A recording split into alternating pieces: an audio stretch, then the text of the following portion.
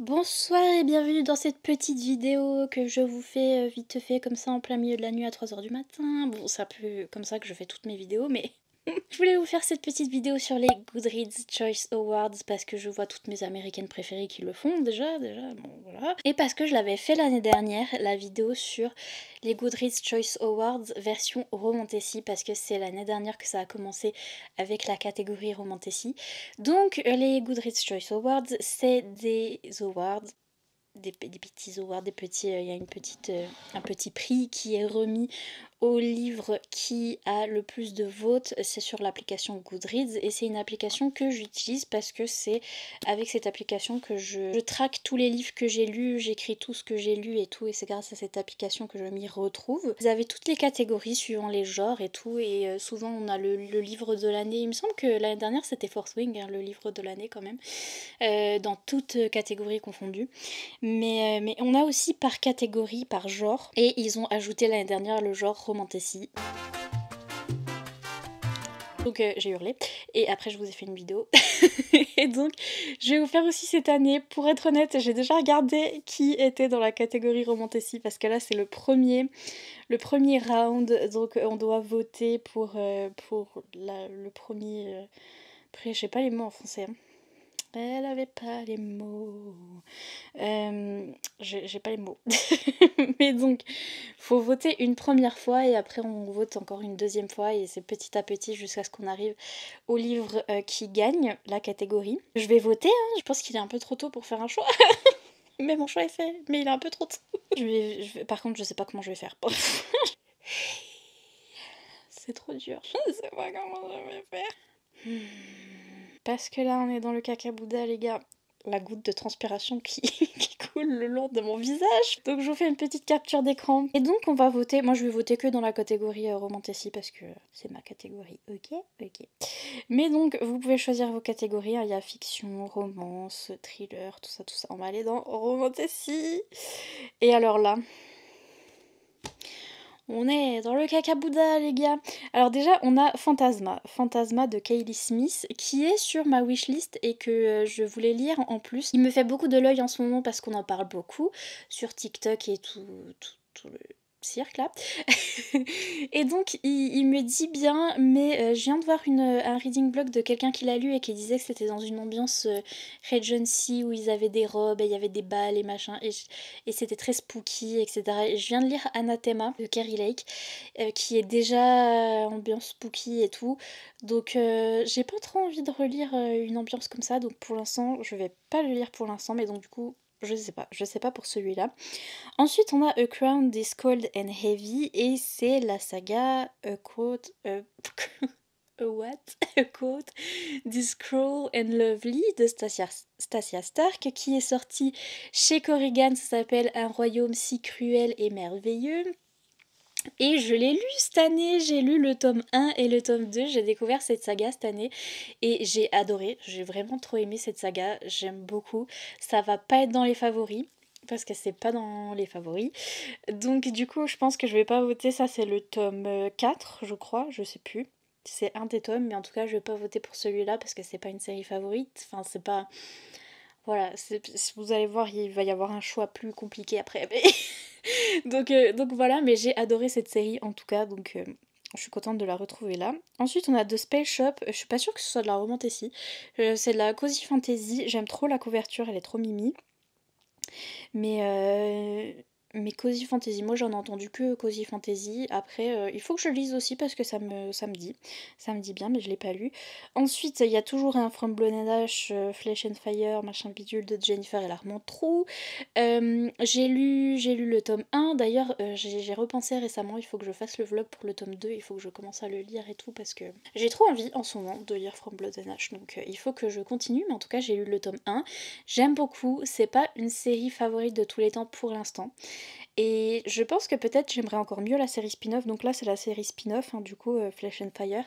Et on m'a dit que j'aimerais encore mieux. Donc j'ai hâte de voir ça. Mais en tout cas j'ai hâte de continuer. Mais je voterai pas pour ça parce que vous allez voir. On a Faybound, je l'ai pas lu.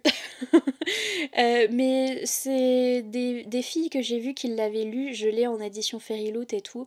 Elles ont dit que c'était plus de la fantasy que de la romantasy, donc c'est pas exactement pour moi. Romantasy, c'est vraiment les deux que vous avez vus au début, vous voyez ce que je veux dire. Et Jennifer Larmentrou aussi, bref. Mais Faybound, je suis pas sûre, mais bon. Blood of Hercules de Jasmine Maz. Aucune idée. Je connais pas. Il y a vraiment des trucs comme ça dans cette catégorie à chaque fois, je connais pas. L'année dernière c'était pareil, il y avait des trucs, mais genre vraiment, j'en ai jamais entendu parler. Jamais. Jamais. Mais du coup, je vais regarder les livres comme ça que j'ai pas lus et que je suis pas sûre. Faudra que je les lise et que je regarde si c'est de la romantasy, ça peut peut-être me plaire. Là, bon, là, voilà. C'est là que... On a Quicksilver de Kali Arts. J'ai adoré. Voilà, c'est un de mes favoris de l'année, c'est un de mes nouveaux favoris. Ambiance polaire, romantasy. Le pic de la romantasy, genre vraiment. J'aime trop. J'aime trop. C'est un de mes favoris, donc je voulais voter pour celui-là. Mais bon, il y a aussi d'autres choses, vous allez voir. Ils les ont pas mis purée. La dernière fois que j'ai regardé cette page, ils les avaient mis à la suite, les trucs que j'ai du mal à choisir là. Mais après, on a The Honey Witch. C'est pareil, c'est la même chose que The Spell Shop. C'est plus une cozy fantasy de ce que j'en retiens des gens qui l'ont lu. Mais pourquoi pas, faudra que je regarde. A Promise of Peridot, alors c'est le tome 2 ou 3 de A Dawn of Onyx qui a été traduit chez Olympe et qui est... A Dawn of Onyx chez Olympe. Ils ont changé le... Ils ont changé le nom ou pas chez Olympe? Je sais plus. Mais en tout cas, voilà, malheureusement, pas une de mes séries favorites. J'ai lu le tome 1, il paraît que les tomes s'améliorent petit à petit, mais j'ai vraiment pas été conquise par le tome 1. Pareil, Apprentice to the Villains, il y avait le tome 1 l'année dernière. C'est plus rigolo, c'est plus ouais, que Romantasy. De ce que j'en ai entendu, c'est plus de la fantaisie, un petit peu cosy fantasy aussi, drôle et tout. Donc, mais j'ai toujours pas lu non plus, mais il a été traduit récemment en français, le tome 1. Le Sarajimas, forcément, il est ici, il est là. J'ai lu le début du tome 1 de Crescent City, donc... et je suis pas à fond, donc... je vais pas voter pour le tome 3. Scarlett Sinclair. You know what I think about Scarlett Sinclair. Et de toute façon, la saga de Perséphone, voilà, j'aime pas du tout. A Dark and Drown in Tides. Alison Soft, je connais, mais je connais pas du tout ce livre-là. J'aime trop la couverture. Je connais pas du tout ce livre-là. Alison Soft, c'est celle qui a écrit chez Big Bang. Là, on a la chasseuse et l'alchimiste, un truc comme ça. Et elle a écrit d'autres livres aussi qui sont... Mais d'ailleurs, elle a sorti d'autres livres cette année qui ont eu plus de succès. Enfin bref, je sais pas. Zodiac, le dernier tome de Zodiac est sorti cette année. C'est pas cette année que j'ai découvert Zodiac. Il me semble que l'année dernière, j'ai hésité à voter pour Zodiac parce que je l'avais découvert l'année dernière. Et il y avait un tome qui était dans les Choice Awards. Et j'ai hésité, il me semble que j'ai voté pour Fourth Wing l'année dernière parce que je pouvais pas m'en empêcher. Mais j'avais hésité avec Zodiac aussi. Et j'hésite encore parce que c'est encore une de mes séries favorites de tous les temps. Mais c'est là que vous allez voir. When the Moon Hatched. De Sarah et Parker. Donc il y a Quicksilver et When the Moon Hatched. Favori de tous les temps, favori de cette année. J'ai découvert cette année When the Moon Hatched est incroyable. Des dragons, de la neige, de la romantasy, tout ce qu'on veut, c'est incroyable. Il y a eu Gold qui est sorti aussi, le dernier tome de la saga d'Oren, qui est une de mes sagas favorites aussi, je les regarde dans ma bibli. Aussi, il me semble que l'année dernière, peut-être il y avait, je sais plus s'il y avait un tome ou pas l'année dernière pour cette série et que j'ai encore hésité. Mais à chaque fois j'hésite aussi parce que c'est une de mes sagas favorites, mais j'ai pas relu de tome cette année, je me suis pas remise à cette série cette année, ni à Zodiac. d'ailleurs.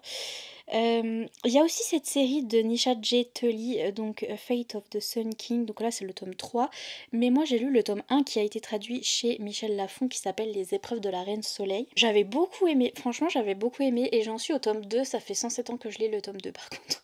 Je l'ai vraiment commencé, je dois être à 70%, un truc comme ça, et j'arrive pas à le finir, je sais pas pourquoi, mais j'arrive pas. C'est une de ces sagas qui est très très bien et que j'aime beaucoup, mais qui est pas un coup de cœur, donc c'est pour ça que j'arrive pas à continuer. Mais c'est très très semblable à ACOTAR, il y a beaucoup de trucs qui ressemblent, il y a beaucoup de trucs qui sont un petit peu pareils que ACOTAR, que Hunger Games, que tous les trucs qu'on connaît. Mais ça a quand même sa petite originalité et franchement j'ai bien aimé. Franchement j'ai bien aimé lire cette saga, c'est une des sagas que j'aime bien mais qui est pas un coup de cœur. Mais je suis contente de l'avoir là quand même. J'ai vu passer The Games Gods Play, yes, de Abigail Owen, qui est l'autrice de Merciful Crows d'ailleurs, qui était pas considérée comme une romantasy, qui était une fantasy young adulte chez PKJ que j'avais lu le début du premier tome et j'avais adoré. Mais donc elle a sorti une romantasy, en plus ça a l'air d'être une romantasy viking et franchement faut que je teste, mais j'ai entendu que des mauvais avis donc... Tous les gens que je connais qui l'ont lu ont dit c'est pas bien du tout. Et en plus, ça a été publié par Thor, donc par ceux qui ont publié. Enfin, non, par Red Tower, je sais plus. Ceux qui ont publié Fourth Wing, en tout cas. Donc, voilà, c'est tout. Mais il faut que je teste.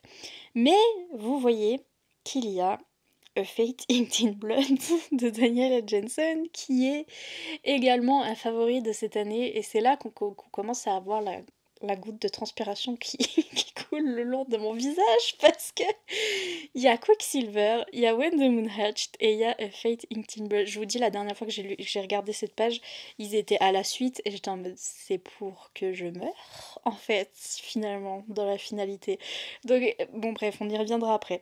Mais on a aussi The Veiled Kingdom que j'ai adoré aussi de Holly Roney, mais c'est une de ces sagas aussi que j'aime beaucoup, mais qui est pas un favori de tous les temps, mais qui était franchement original pour... c'est vraiment une romantasy qui va super vite, qui est super courte et qui est très smutty et qui est franchement pas mal, mais je voterai pas pour ça. Mais donc, nous revoici, nous revoilà, avec notre dilemme, Fating Teen Blood, When the Moon Hatched et Quicksilver.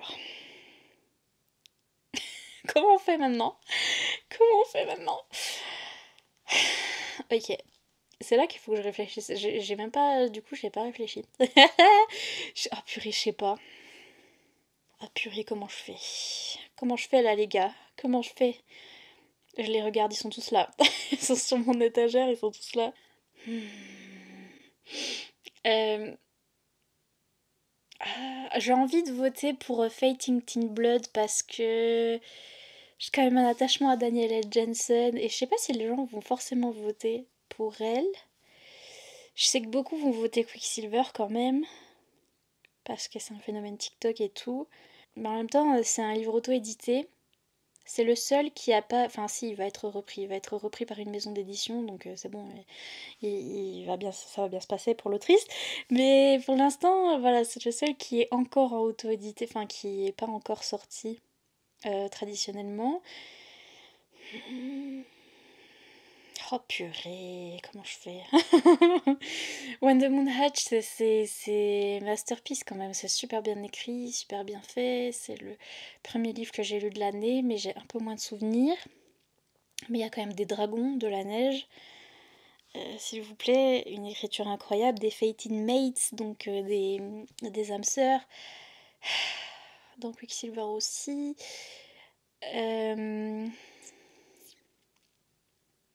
Oh, c'est trop dur.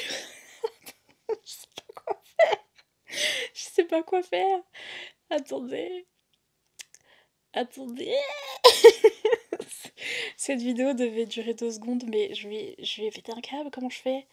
Comment je fais? Ok. Ok. Ok, comment je fais? En plus, chaque livre a ses défauts, un petit peu.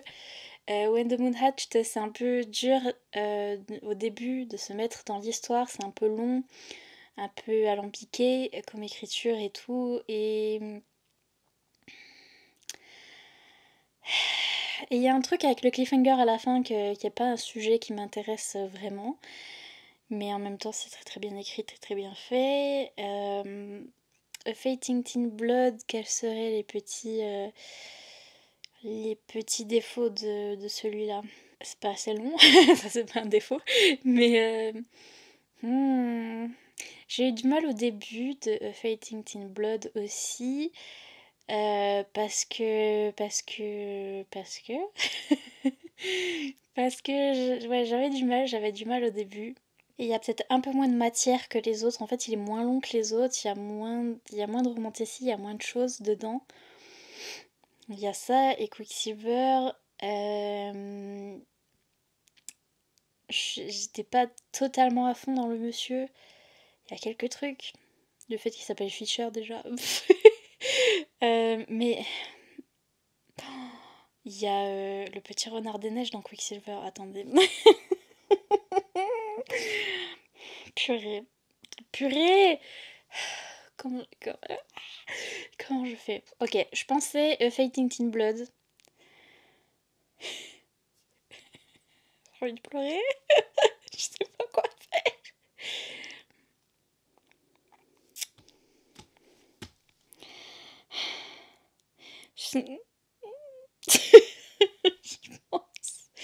Je pense... Oh là là, je mets beaucoup trop de temps. J'aime trop Bjorn dans A Fighting Teen Blood, il est trop drôle.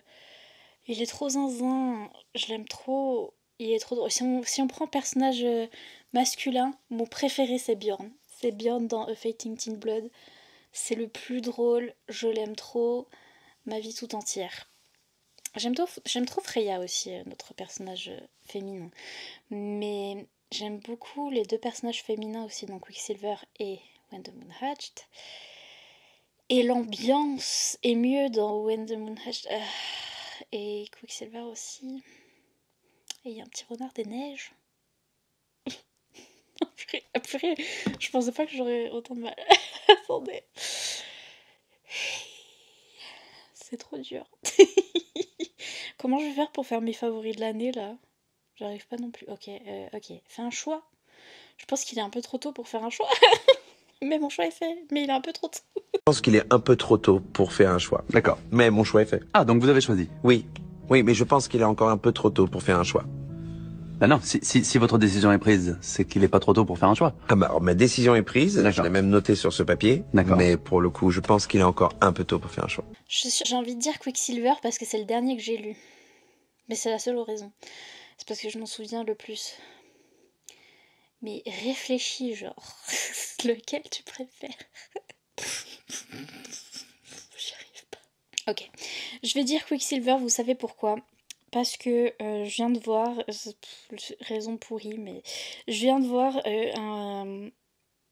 D'ailleurs, j'ai vu plein de contenus comme ça de TikTok et tout, où tout le monde rigolait de la couverture et disait que la couverture était ridicule et faisait émo des années 2000 et tout, et oui, mais j'adore cette couverture, je l'aime trop, et c'est cette couverture qui m'a convaincue de le lire déjà, et j'adore celle-là et la couverture discrète, les deux, je les aime trop, et justice pour cette couverture, franchement, je l'aime trop. Perso, je l'aime trop, ok, donc du coup je vais voter pour Quicksilver parce que il y a cette couverture et je veux défendre cette couverture, elle est trop bien. L'autrice elle l'a fait elle-même sans intelligence artificielle et tout.